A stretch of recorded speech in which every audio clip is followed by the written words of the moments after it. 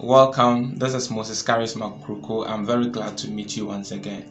It's been a very long time. I have gone off for a very long time, and now I am fully back with some new and powerful and exciting things that I believe are going to catch your attention. Thank you very much for coming back to look for me, and thank you for responding to your notification. Please, if you've not subscribed to this channel, I'm telling you, please do well to subscribe, because I have some exciting and interesting things for you that will blow your mind. Okay, so I am continuing with the Pigeon School series where I teach on memory and I teach on how to study effectively. Okay, and then I am going to do the Pigeon School series for the next couple of weeks, and then I'll move on to something interesting about life, and I believe that it's going to really be helpful unto you. So today I am going to talk about another method that is going to help you study effectively.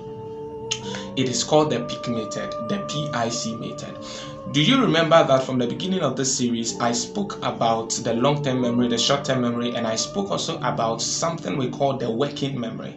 You remember I told you that the working memory is intended to filter information. The working memory is the reason why you forget everything, because that is how your memory has been designed actually. You are designed to forget things that are not relevant. And I told you, imagine if you remember everything, including your dreams. You remember when you're walking by the street, by the roadside, everything you read, you remember all your dreams from the day you were born until now. Do you think you are going to be a happy person? You are never going to be a happy person. That is why your memory is designed to let go of information.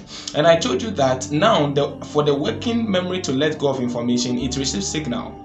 You know, if anything that you take in, any information you take in is forgotten, is a sign that by the method you employed at learning it, you have given your memory the signal to let go of the information. Do you get it? You've given your memory the signal to let go of information.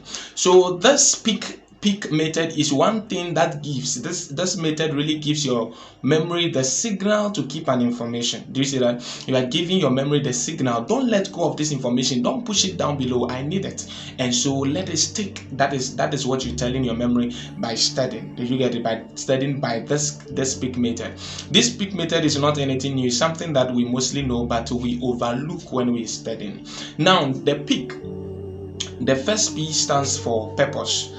All right, P stands for purpose. It's an abbreviation. The PIC, PIC, is an abbreviation. P stands for purpose. Now, when you're studying anything and you don't have a clear purpose, so what you are doing is that you are going to lack attention, you are going to lack comprehension, and you are going to lack retention. That is the truth. You are going to lack attention, you are going to lack comprehension, and then you are going to lack retention.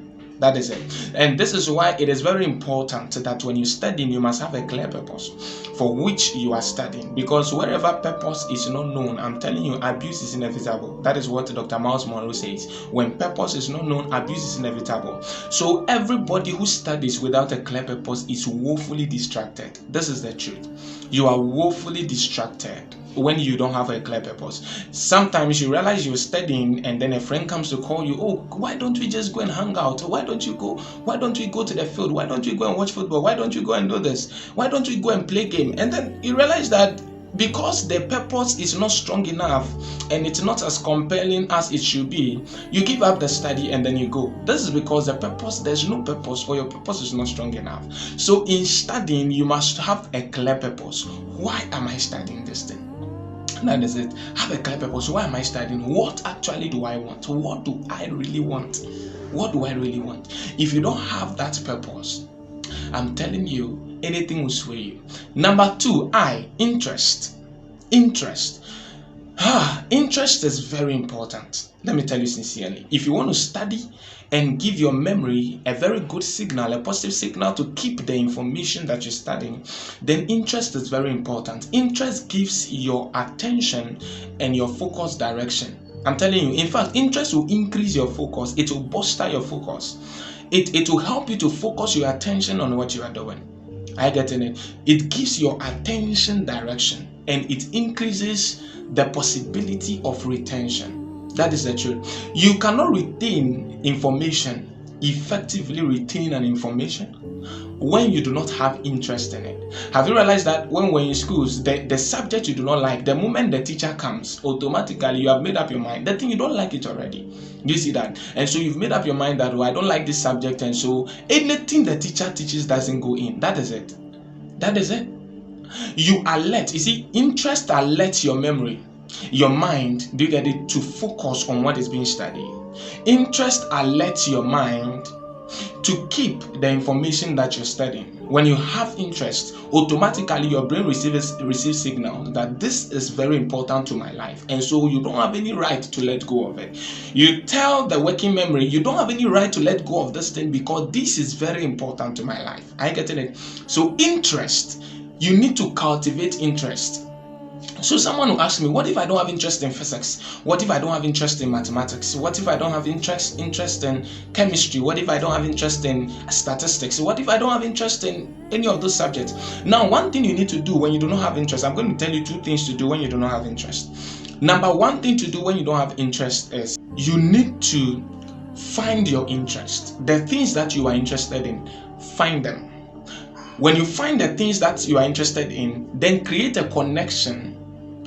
Do you get that? Create a connection between the information that you are learning currently and the information or the subject that you have a lot of interest in. That is it. Create a connection between the subject you have a lot of interest in and what you are learning currently. For instance, you have a lot of interest in literature, but you don't have interest in physics. So you have to find a way to create a connection, because the physics you are learning is very important. It is a significant subject and it's very important. It's going to determine your academic qualification at the end of everything. It's going to determine your result and it's going to push you ahead. I get it. It will determine whether you search forward or you not search forward. And so whether you have interest in it or not, some subjects are very important to you. And so if maybe what you love is literature, find a connection between literature and physics. And that's you can find a connection by assuming. I mean, let's say physics, everything about life is physics.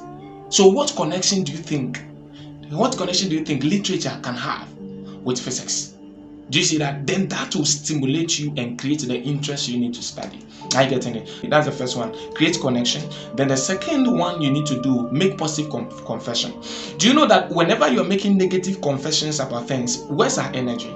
The moment you're making negative confessions about things, you never imbibe them. Have you realized that the moment you start making negative comments about somebody, nothing about the person pleases you, even if it is positive, you see it negatively.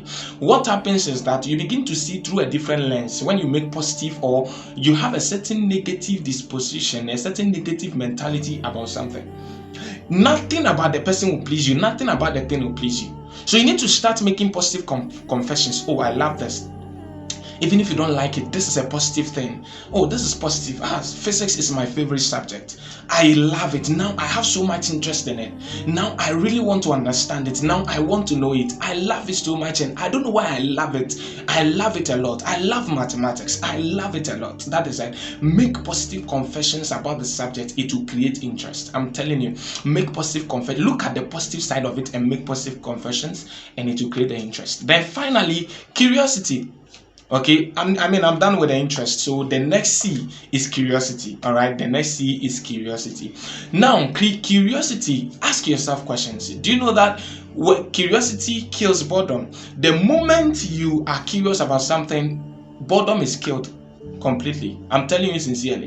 When you become curious about something, whatever you do is no more a chore. It becomes automatic. It becomes spontaneous. When you create, you are able to be curious about it. For instance, ask this thing, what can I find here?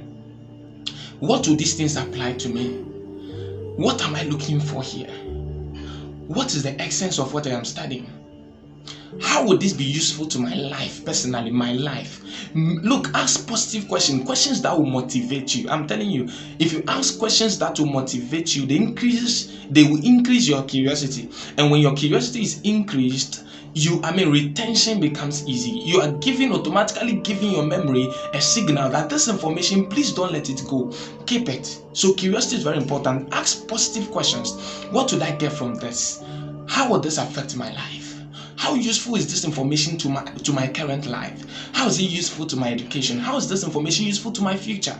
when you ask these questions, it's going to be powerful. So we go to the PIC. First one, purpose. Find a clear purpose. Number 2, interest. Create interest. Number 3, curiosity. Thank you very much for listening to me. I'll come your way again next week. Okay, I'm going to do it on weekly basis, and I'll come your way again next week with some interesting things. I hope this Epigenosco series was a blessing to you. I hope you enjoyed it, and I hope you are going to put to use. Please remember, any information you do not use is a waste. It will not benefit you much. That is why we have intelligent fools. I'm telling you, this, apply it. PIC principle. It will be a blessing to you. Please subscribe. Tell your colleagues to come and subscribe. Let them subscribe to this, because I'm going to teach a lot of things that transcends the memory. I'm going to go into a lot of stuff that will really be beneficial to your life, and you'll be a blessing. See you again next time, and please remember to subscribe, hit the notification button, so that whenever I upload a new video, you have it. Thank you very much for taking your time out to listen to somebody like me. I appreciate it so much. See you next time. Bye bye.